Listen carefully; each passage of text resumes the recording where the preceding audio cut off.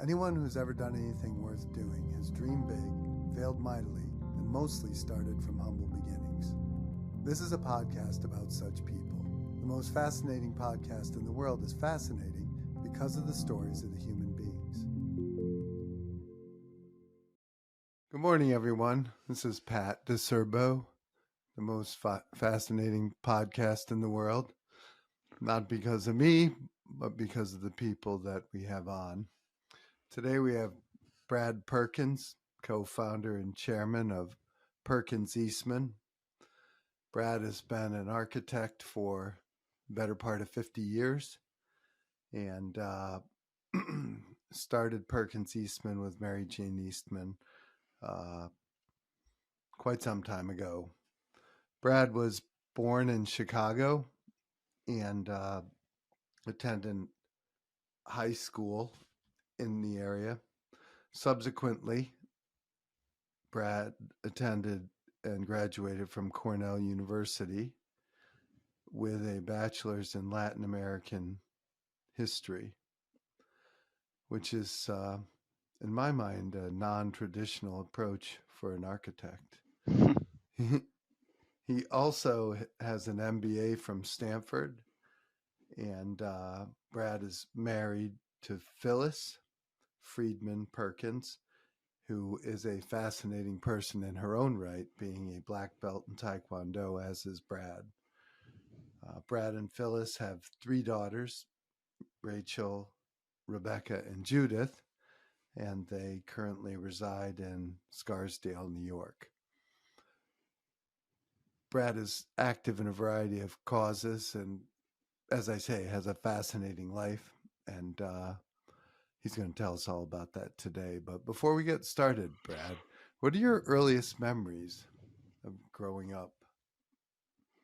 Well, I actually grew up in Evanston, Illinois. I was born in Chicago, but I grew up in a home that my grandfather, who was an architect, had designed and built in 1904, a prairie school house, and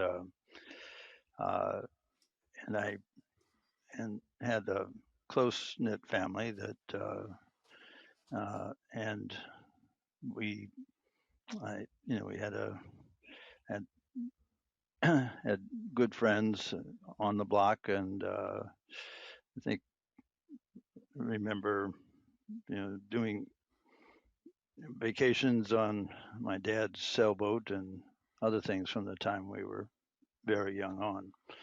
I went to an elementary school that my grandfather had designed and that I could walk to, and it was growing up in the late 40s and the 1950s was a fun time to be a little boy. Mm-hmm. Do you have brothers and sisters? 2 sisters and 1 brother. My one sister has passed away, but I was talking with my older brother, who's a professor at Harvard, just yesterday, and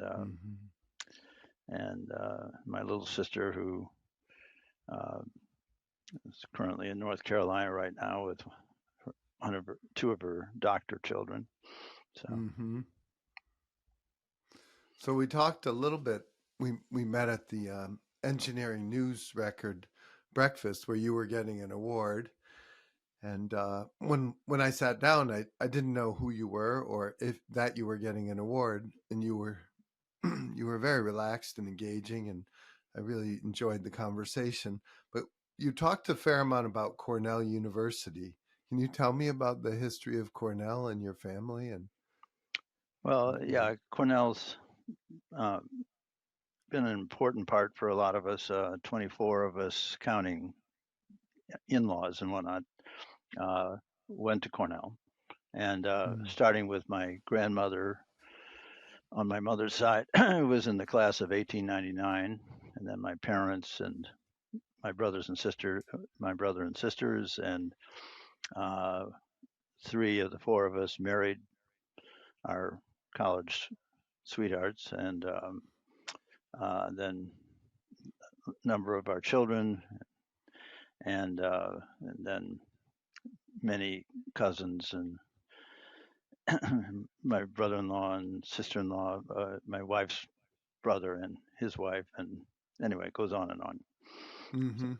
So it was one thing you left out about I did actually do an architectural degree. I did 4 of the years at Cornell, but I decided to take a break from architecture, and that's when I finished a degree in ancient history and realized that probably wasn't a career. So I shifted over to Latin American history, um, and it was interesting, but and even at times relevant later on in my career. But it was really taking a break from what had been, uh, say, an up and down period in architectural school.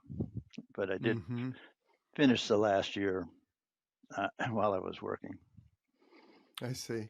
Is your architecture degree from Cornell as well, or? No, I was by then I was working in the city, and I was teaching at City College in New York, and the dean, um, I I was already licensed, uh,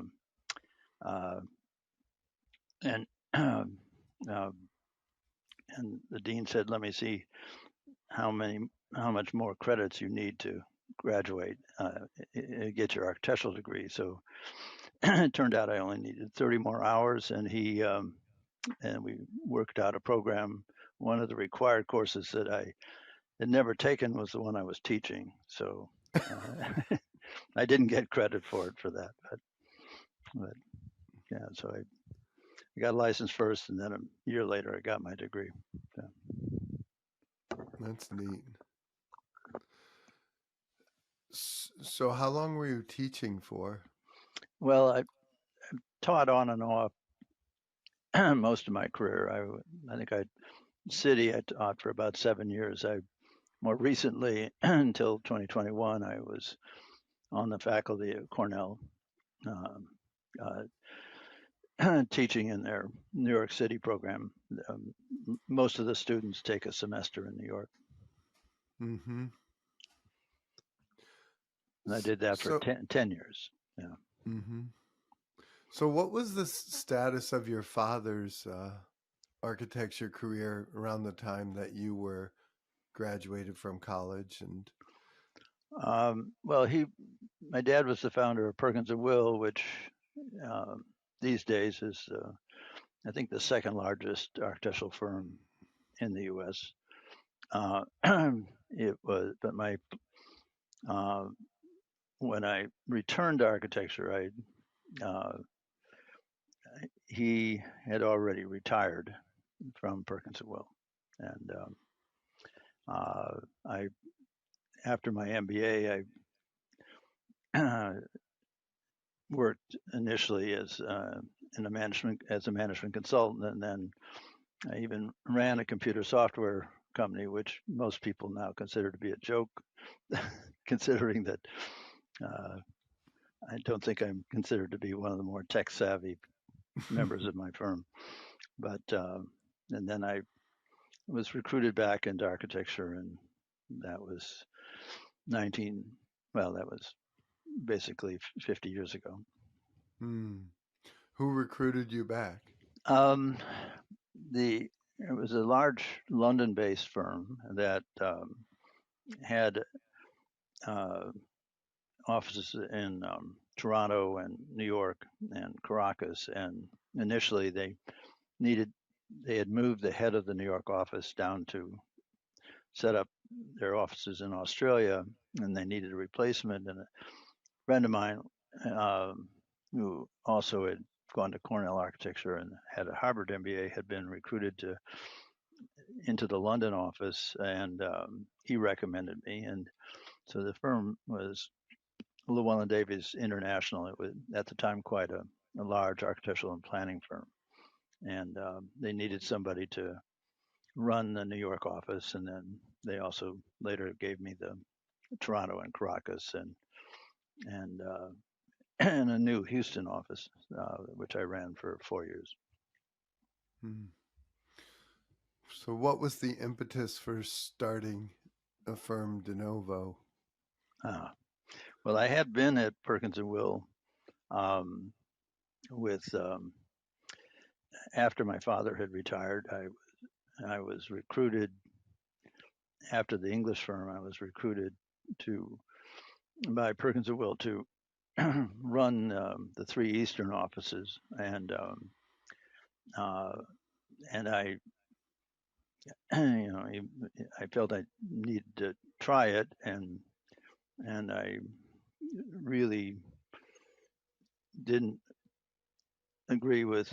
I was one of the five senior partners, but far and away the most junior of the five, and and the other four were all nice people, but I didn't agree with the direction they were taking the firm. So I decided to rather make my own decisions and work with people of my own choice. Mm-hmm. And how did you and Mary Jean get together? Well, when I was, still with this English firm, uh, in 1977, New York was, uh, you may remember, was in a lot of trouble, and the state had to come in and bail out the city.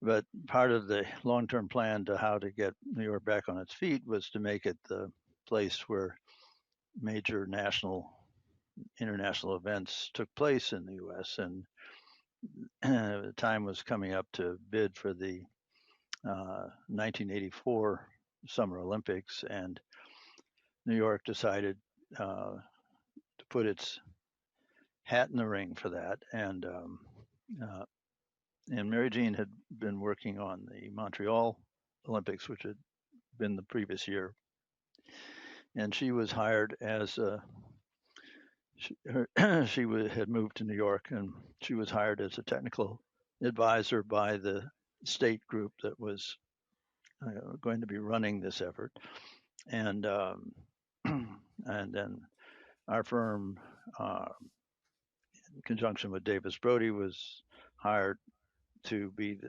to do all the physical planning for the bid, and I I was the person that was going to run that effort, and she was technically part of the client, but then she moved over to be my deputy to prepare our part of the bid, and we basically worked together then for the next 46 years. Hmm. Are you still in touch with her? Oh yeah, no, I talked to her yesterday. Mm-hmm. She had, in fact, had just bought a book to send her. She's not completely retired, but she's basically working out of her home up um, near Poughkeepsie and in Dutchess County. And uh, my last college roommate before I got married, Ken Dryden, who went on to be a very well-known hockey player, had just written a Mm-hmm. very good book about growing up in Canada. And she's Canadian. I thought she would enjoy it, and turned out she'd already bought it. So So I feel like there's so many directions we can go, but before we talk about more professional stuff, how did you and Phyllis get involved in Taekwondo? well, Phyllis got involved first in that she was taking our two oldest grandsons to Taekwondo class, and one of the instructors said, why are you just sitting here? And she said, why aren't you taking class as well? And she said, come on, I'm a grandmother. And the instructor basically took her by the hand and took her over and signed her up for a few trial lessons. And she comes from a family of, I would say, rather highly competitive people. Her older brother had been a national champion wrestler, and among many other things, and and she found she really enjoyed it, and she had played to all of her competitive instincts. and she only our grandsons knew she was taking class until she got to the first few belts, and then she went public with it, and then uh, she got to her first degree black belt, and I was off in China. I came back to watch her uh, pass her last test for her first degree black belt, and uh, then went back to China the next day. And uh, she felt I wasn't doing enough physically, and so she signed me up while I was away, and came back to find that she had signed me up and prepaid, made it non-refundable, and I said, okay, I'll do this to get in some regular exercise, but I'm not doing the belt thing. And then I realized that uh, coming into the dojang, the school, and wearing a candy-colored belt is embarrassing, and so and once you get to the first non-candy colored belt, which is brown, you say, well, gee, there are only 3 more to go. They're the 3 hardest, but and uh, and I found that it was very good discipline. It was very good for physical health and staving off some of the inevitable issues of biological aging. So, and my wife now is a master level, which is 4th degree black belt. So. And you have your black belt as well. Yeah, I'm a 2nd degree black belt. I am not a lethal weapon, but. Yeah. So you made reference to China. How did things start in China? Well, I was always interested in China, and I took Chinese history, among other things, at Cornell. But probably the thing that really had me most interested in China was my older brother, who started in architecture at Cornell. He transferred out, and his first degree at Cornell was in Latin. It was in Far Eastern Studies, and by the time he graduated, he could speak and read Mandarin. And after his 2 years supposedly in the Navy, he was really in the National Security Agency. He got a doctorate in economics at Harvard, but his specialty was the economy of the Far East, and particularly China. And so my brother became Harvard's leading China scholar, and then was head of Asian. He was first chairman of economics and then head of Asian studies at Harvard for most of his career. And so, talking about China and all that was a common thing for us, to talk about. And in both cases, it also related back to my grandfather, who had designed 2 of the university, the first phase of 2 of the major universities of China, Nanjing University and what is now Shandong University, and both campuses, my grandfather's buildings are there. They both opened in 1917, and so there was always an interest. And then I had the opportunity, an investment group that was going to be doing several residential projects in Beijing, approached me about doing some conceptual design work for that, and that led to my first trip there, which was 1996. But by then, my brother had been going back and forth since the 1970s, and I found it fascinating, and I've been back and forth over 150 times since. What was it like when you first went there?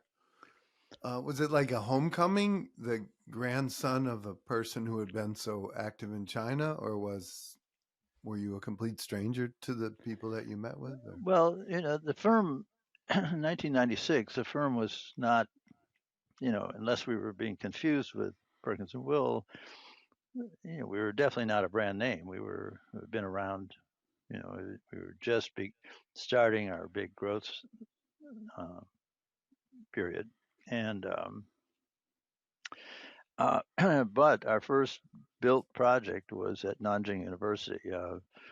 Johns Hopkins had a joint program with Nanjing called the Center for Chinese and American Studies, and the program was very successful, and they needed to expand their part of the campus, and they issued an RFP jointly, Johns Hopkins and Nanjing University, and not being shy about these things, I put a picture of the campus when it opened in 1917 on the cover of our proposal. And when the chancellor of Nanjing University saw that I was the grandson of their original architect, he called off the competition and just awarded us the project. Yeah. And we've worked in fact, they're building a second campus in Suzhou right now, and they awarded us again, because I was the grandson, they awarded us the central quad of that new campus.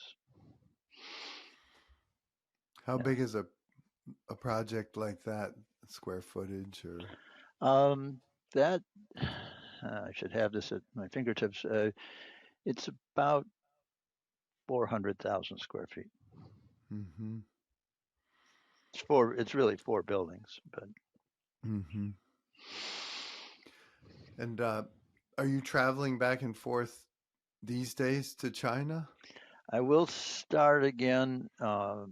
During the pandemic, it was really very difficult, and for a while, you really had to go through all sorts of things just to get in there, and plus you had to do a mandatory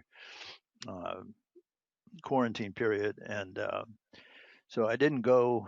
And then right after they ended the zero COVID policy, they had a massive, outbreak of COVID, and so it really wasn't advisable. But I will be starting to go back in March. Mm-hmm. And but some years I was there every month. But now I still go to Asia. It's just that it's now mostly um, India, Thailand, Vietnam, places like that. Mm-hmm. I've actually also spent a lot of time in Vietnam. How did you get involved in Vietnam? Well, it's really actually one of the highlights of my career was the we had been working with a very large Korean company, a conglomerate called POSCO, that had a lot of real estate interests in Vietnam, and particularly in the province adjacent to Hanoi, the capital. And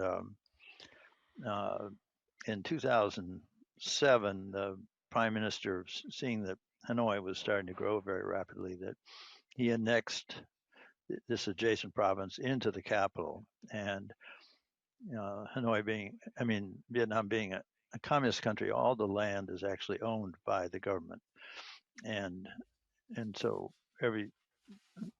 almost land use and a lot of other things are all controlled by a formally approved master plan. And the fact that they had more than doubled the size of the capital, they sorry. Pardon me? I'm very sorry about that. No, not a problem. We're still recording. Yeah. I can see you. I know you can see me. Well, somehow I've lost you. That's the problem. Anyway, just to finish the story, um, Mm-hmm. the so they issued um, a RFP uh, uh, for a new master plan, and a whole series of international teams submitted, and POSCO assembled a team that was on basically an all Korean team, and then we were brought in as a sub to the main planning and architectural firm that was part of the team, and then in 2008 in August, it was the presentation to the prime minister was the client, and it was going to be a presentation, and I was asked to come and be part of the entourage to present. I wasn't going to be presenting, but when you're presenting to the prime minister of a major country, you have to show respect by showing up with an entourage, and I arrived in Hanoi on Friday night. We were going to be doing a dry run presentation in front of one of the ministers the next day, and then to the prime minister and the full cabinet on Sunday. And I was going to be in Asia anyway because I was taking my sons-in-law to the Beijing Olympics. And when I arrived at the airport, the senior members of the POSCO team were there at the airport to meet me, and I thanked them, and I said, "This is very nice, but I know Hanoi and I know how to get to my hotel." And they said, "No, there's a change. Our intelligence says that the prime minister really has a very strong preference that the lead planner be an American, and so instead of you being part of the entourage, you're making all the presentations tomorrow and on Sunday."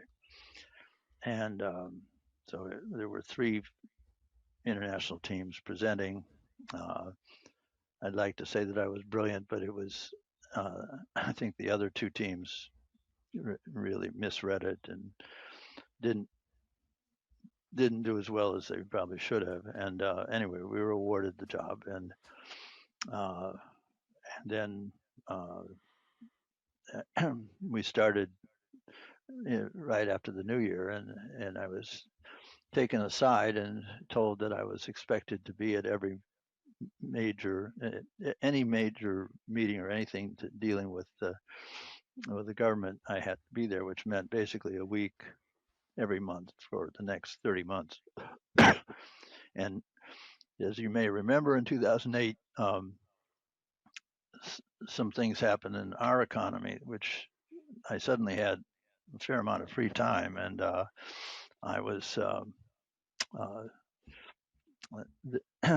was very happy to have a very nice place to go, and people who wanted to see me on a rather regular basis. So,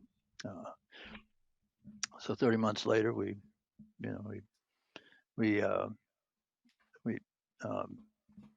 uh, completed the master plan, and when I signed it, all 700 maps and a 1,000-page report, and Prime Minister signed it, and our Vietnamese counterparts signed it, and we were, it's now governs land use and for 3,300 square kilometers, which is the capital region. Mm. It was a Can you?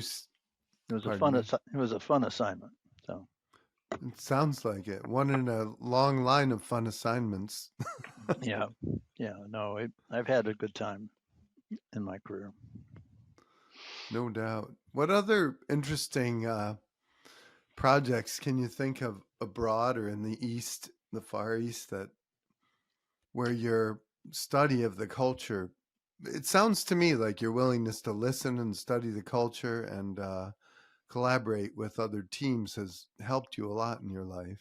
Yeah, well, I enjoy working with other people, and I enjoy getting to know countries, particularly the ones where I've spent a lot of time, and I've made a lot of friendships, and in many countries in the world. I mean, right now I probably spend the most time in India, which is a fascinating place, uh, and we're working on whole new universities and whole new medical campuses, and I mean it's the sort of projects that don't exist really in the West anymore. I mean, the ability to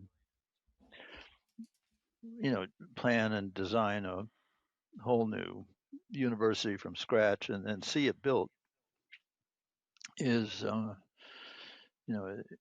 it's a lot of fun when it works. And and India, we have an office in Mumbai and very good staff there, and I have two terrific partners, two women who run the office and who have been very, very, very good leaders. And but we've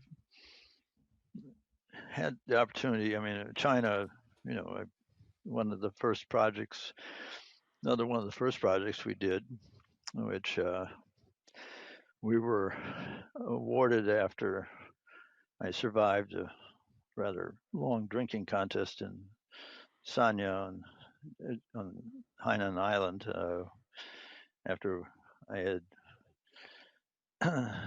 triumphed in that dubious distinction. The chairman of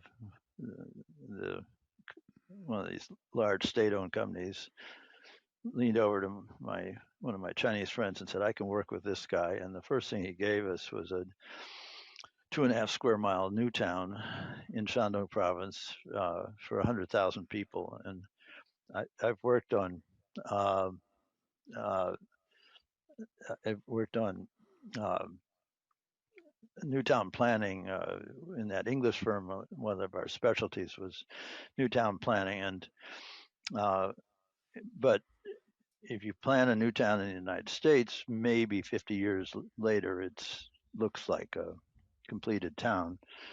In China, we started, and 10 years later, 100,000 people were living in Jinan, South City, and it's all completely built out and completely occupied. That's fascinating. Like the combination of not a lot of blank slates around here, right? Pieces of land to build it on. And the land use planning process make it, the disparity is obvious. Yeah, well, it's also there, when you have, in the case of China, when you have 20 million people a year moving out of the countryside into the cities, I mean, you have, and some of my friends, when they invited me to their homes, I mean, like the hotels where I lived, I was friends with most of the senior staff there, and they, a good apartment, 25 years ago in Shanghai could be 200 square feet for a family of three.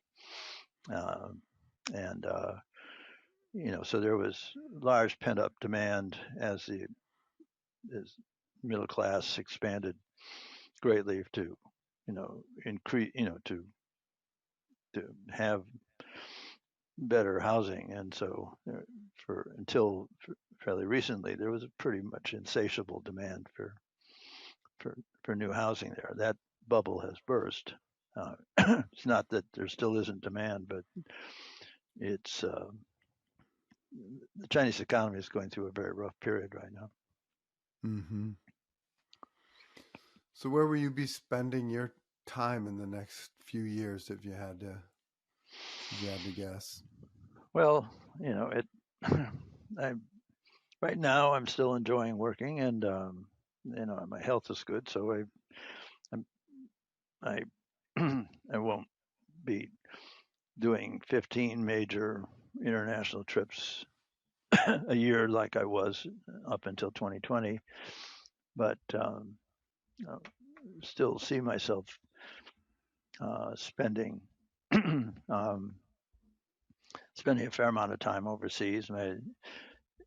I'm now the chairman. I turned over the CEO role of our firm, and in 2020, my plan was to spend most of my time helping build up the international offices, and that plan kind of went out the window in March of 2020. And I'd been in China in January of 2020, and I was in Dubai and India and Mumbai in February, and then in March, you might remember everything shut down. So. Mm-hmm. So you're going to pick up where you left off? Is that still the mission, or has that changed? Well, I'm having a little trouble getting travel permissions from my wife, but but I'm back up to 8 or 9 trips, and then I have clients and projects in the U.S. and other obligations here. So. Understood. What are you working on domestically? Well, several things, but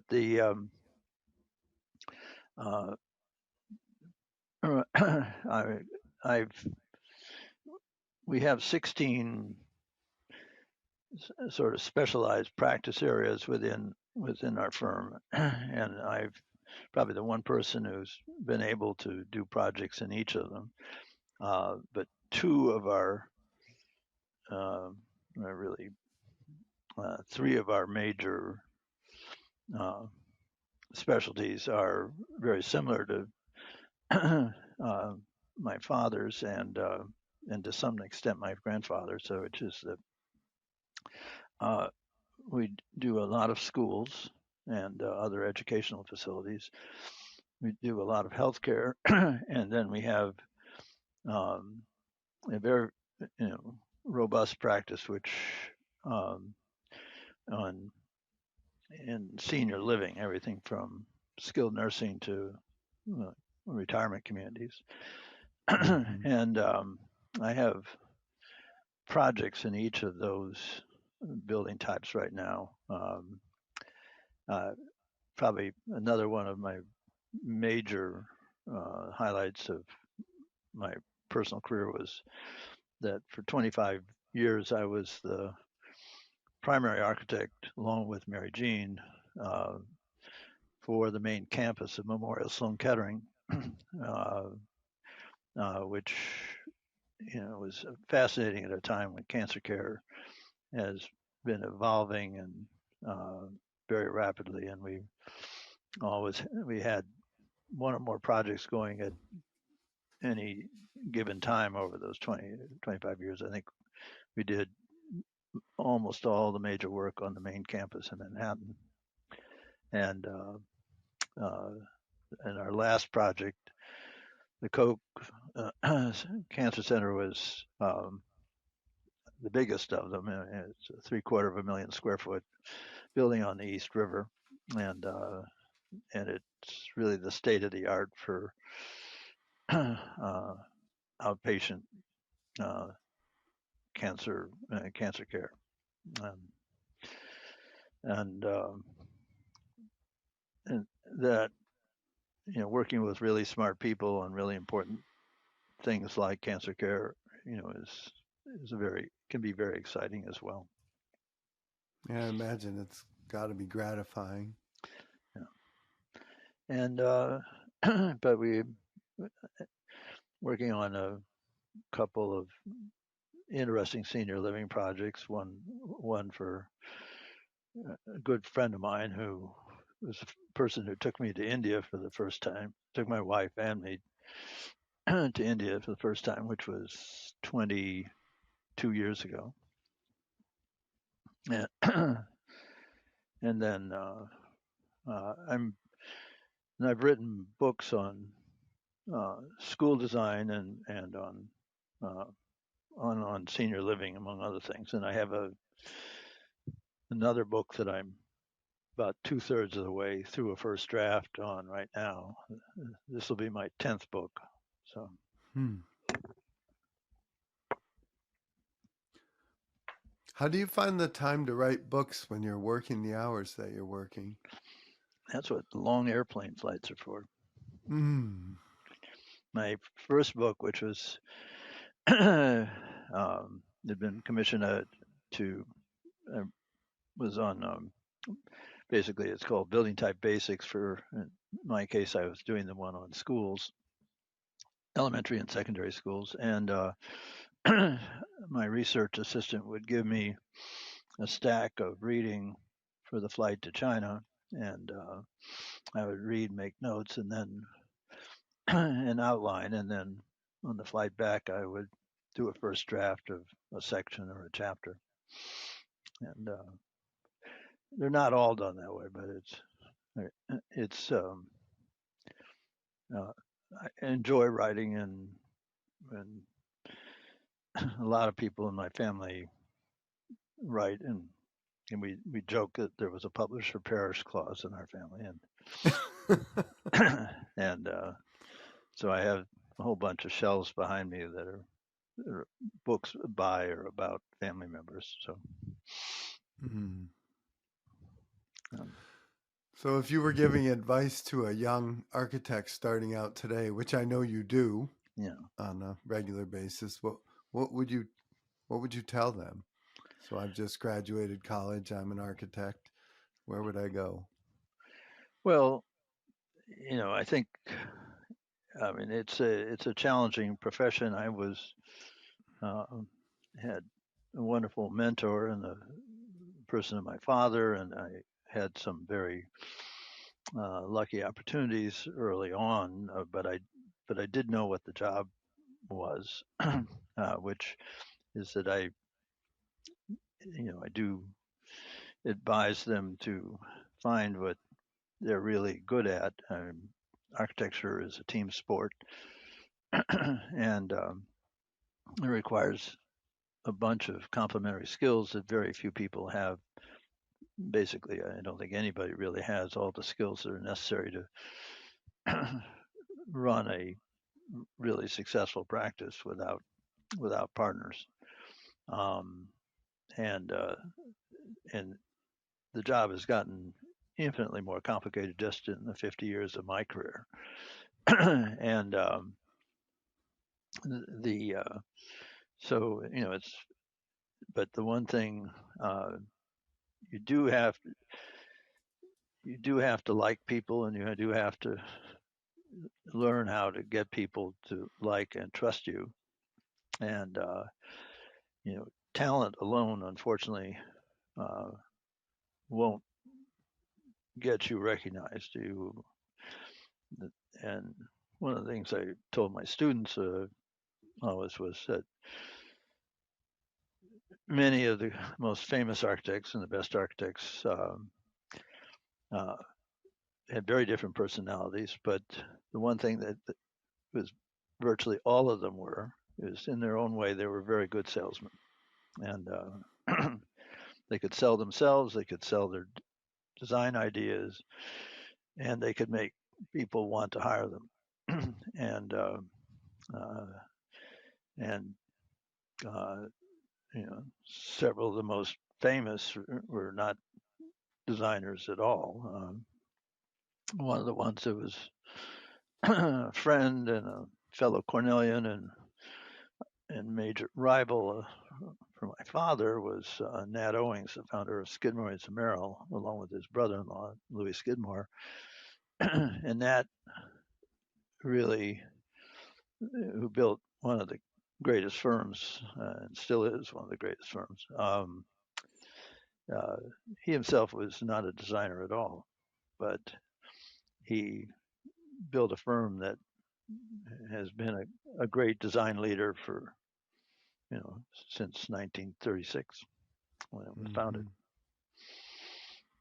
Mm-hmm. And it's but it's finding something that that you really can be passionate about and really continue to learn every day, because one of the nice things about architecture is that it's it's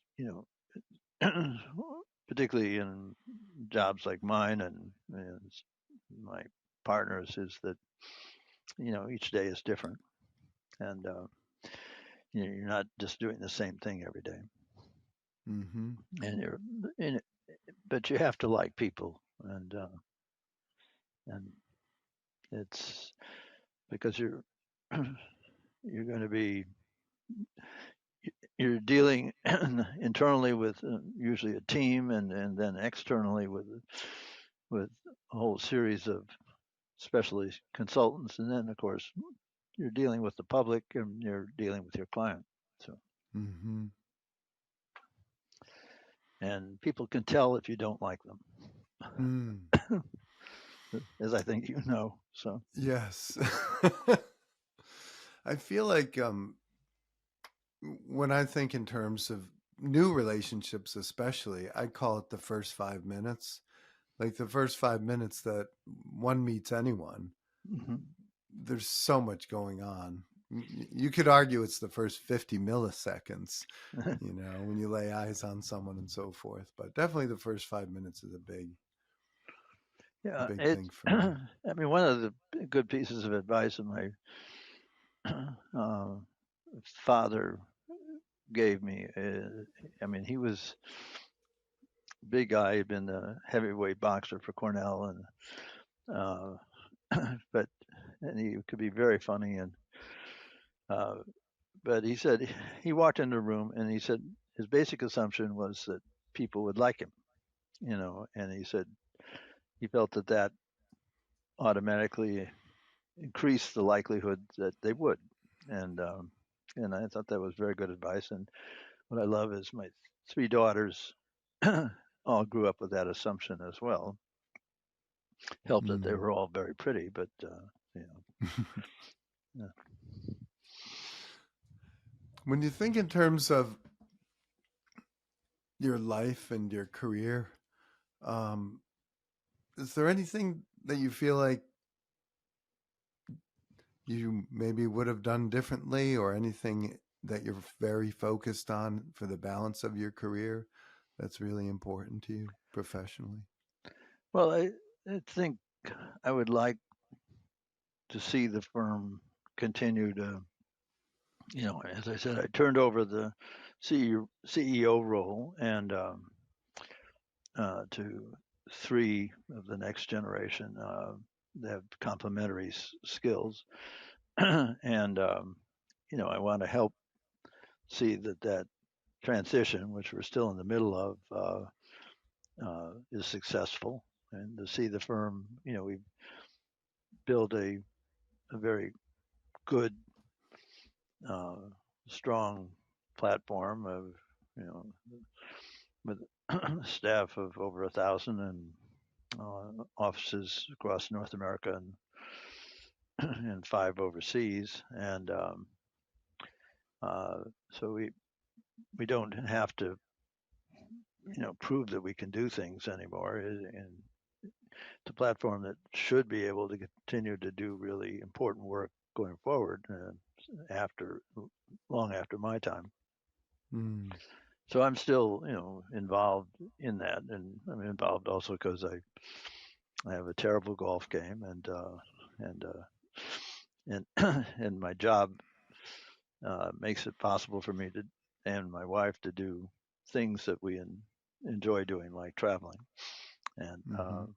uh, so I do not necessarily feel like uh, any compelling reason to step back and you know play bridge and golf every day. Mm-hmm. I like to say that the most important punctuation for anyone is the hyphen. What's between our date of birth and our date of death? uh, Um, what would you like people to know about you?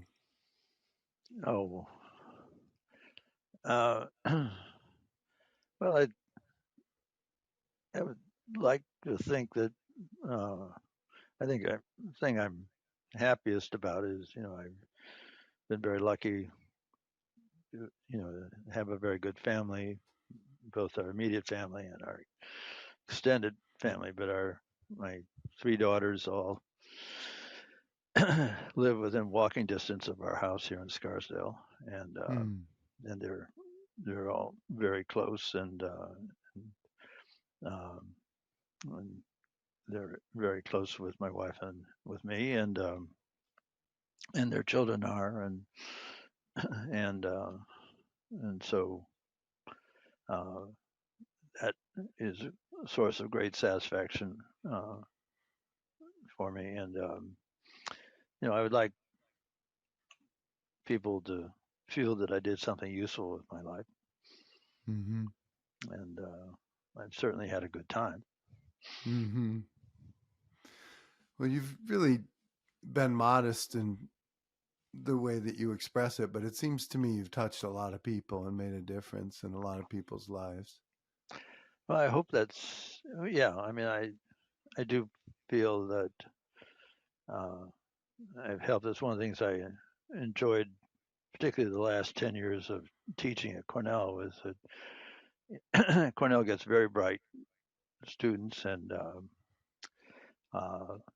and being able to get to know them, and uh, hired a lot of the people out of my class, and but being bright and ambitious, they come and stay with us for a few years, and then they ask me to write references for them for graduate school. So uh, at any given time, you know, some years I'm writing 30 or 35 graduate Wow. school references, and uh, and then staying on as as a as continuing to serve as their mentors. I mean, I think that's been very satisfying. That's great. Is there anything you might like to ask me or say before we wrap up? Um, who do you think will actually listen to this podcast? um, I think there's a great many people that are starting to listen. I believe this is my 12th Hmm. podcast, but we have another 12-ish scheduled, and just today we're doing four. So Oh, we have a wonderful. pretty brisk pace, and it tends to be people in construction and design, and but it's a wide variety. If you look at the list, there are athletes, there are professionals. It's an eclectic group. The only criteria being you have to be fascinating. So you you satisfy that criteria. Well, thank you, sir. Yeah, Well, it.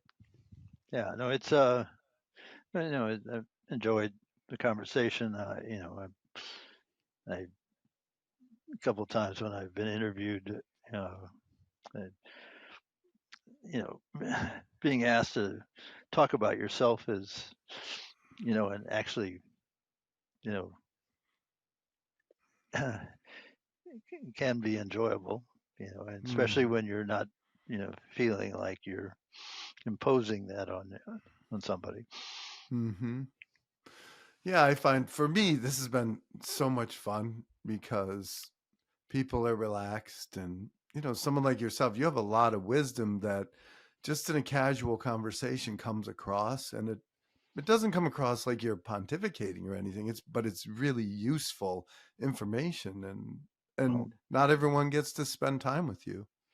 yeah. Well, thank you. I mean, that's very flattering. It's Thank you. uh, it's I've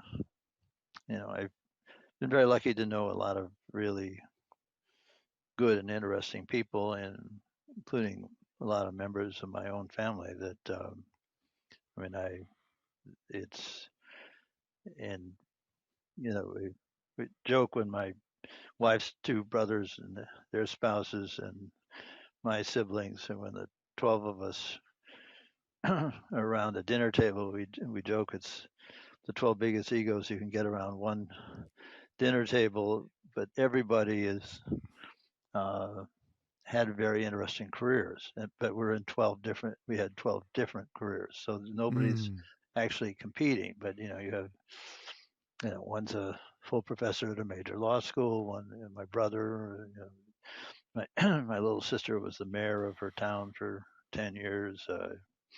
My my wife's older brother was chairman of Goldman Sachs. You know, Mm. and then the next generation has Pulitzer Prize winners and the writer producer of the Game of Thrones and the deputy director of the CIA, and just a lot of fun people to be with.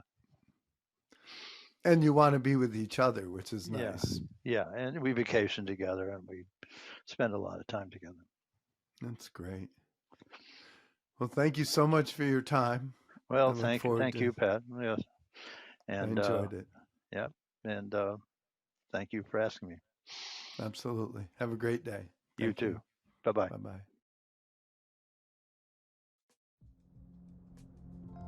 If you enjoy the most fascinating podcast in the world, please follow on Spotify, subscribe on YouTube, and follow on Apple Podcast.